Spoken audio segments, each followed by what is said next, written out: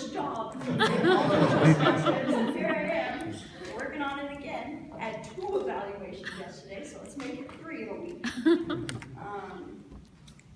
Patricia, I have not seen you speak in a very long time. I literally think it's been a year since I've been to this club. You were fantastic.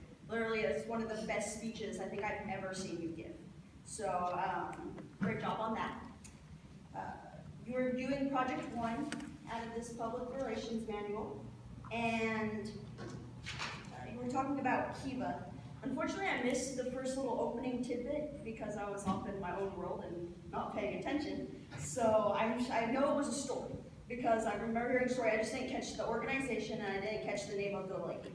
So it was actually great that you mentioned it later because I was like, what are we talking about here?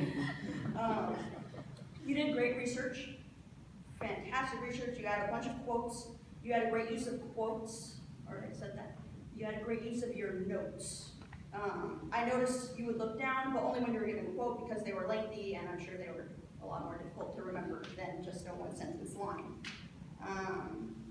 It was really interesting how, as I know you're an economics professor, you were able to bring that into this microlending. You were able to use your terminology in order to help explain and further, explain.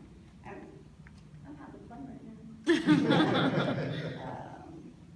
Explain what you were trying to get across with showing this.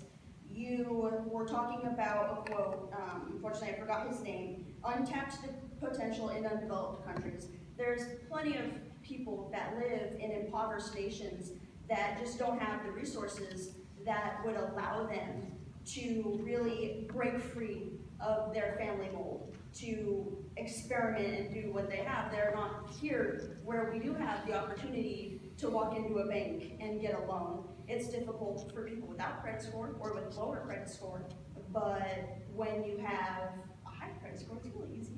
But we still have that opportunity, whereas in these countries you don't. So being able to have an organization that will help the people in those countries is just really good.